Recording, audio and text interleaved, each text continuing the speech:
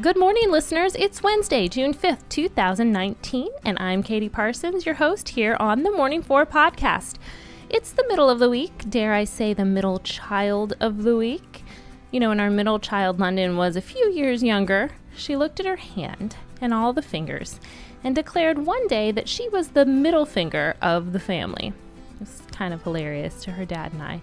Of course, we try not to make her feel too much like a middle finger, and I hope you don't make your Wednesdays feel that way, because every day is a new start, a new chance to do something else, even if you're in the middle of like a really crappy week, or things are going wrong, or you're not feeling well. Today is a new day, and you don't have to throw away the rest of your week over whatever negative energy has already come into it. Today is a day to restart, to reset your intentions for good to happen, and to spread some good out into the world.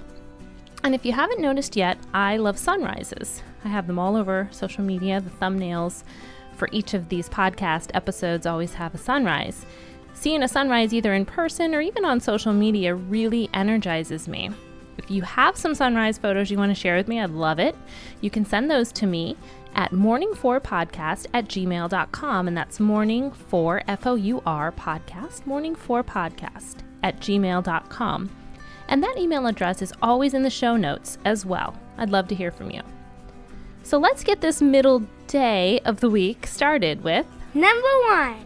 Get out your running shoes and lace them up, because today is Global Running Day. There are events being planned all over the world to commemorate the popular sport. I'm actually heading to one locally put on by the Running Zone that involves a bridge, good friends, and some coffee at the end. I gotta say, that might be one of the reasons I'm going. Running for fun, or at the very least for fitness, is sort of a new phenomenon. I mean, if you think about it, can you imagine what people would have thought of Ben Franklin getting up before dawn each day to run 3.1 miles around his neighborhood? Even as recently as the 1970s and 1980s, not many people ran or jogged for physical exercise, at least not everyday people. But if you fast forward to today, millions of people enjoy running as a sport, including amateurs like myself. Heck, my own kids have participation and award medals from running races hanging on our medal rack. Even if you don't consider yourself a runner, run for a minute or two today. Maybe you'll like it. Maybe by the next Global Running Day, you'll consider yourself part of the running club. And if so, welcome. Number 2. Earlier this week, I talked about the sun and how and why it turns our skin darker but our hair lighter. You can check out Monday's episode if you missed that. But today I want to talk about sunburn and how quickly it can happen. Sunburn can occur in less than 15 minutes, and it can actually happen in seconds when exposed to non-shielded wielding arcs or other sources of intense ultraviolet light. Of course, you don't notice the burn at first, which is why it can be even more dangerous. Your skin can turn red in as little as 30 minutes, but often takes 2 and up to 6 hours. So that's why you might feel like your skin is pretty pale while you're at the beach or the pool, but then by dinner time you're like bright red. You can enjoy the sun and limit your propensity for sunburn by limiting your sun exposure between the hours of 10 and 4 when UV rays are the strongest, seeking shade when you can, wearing hats, sunglasses, loose-fitting clothing, using sunscreen, and please avoid tanning beds altogether. I'm preaching to the choir here, I feel. I went to so many tanning beds as a young person, and if you're a young person, don't do it. I want you to live your best summer, so protect yourself from the sun and do enjoy it responsibly.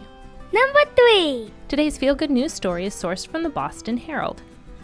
Curtis Jenkins is a Dallas school bus driver who takes his role pretty seriously. Jenkins realizes that he is a familiar, consistent face to the low-income, at-risk students who ride his bus each day.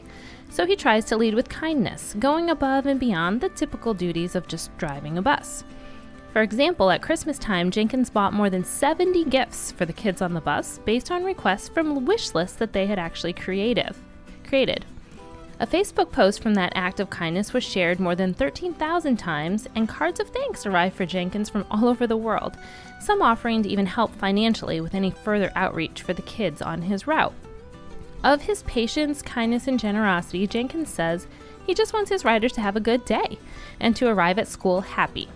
You can read more about Jenkins and his good deeds in today's show notes. Number 4. The way we harness our energy either helps or hurts us, so let's dive into today with our affirmation. Repeat after me. My energy is a form of currency.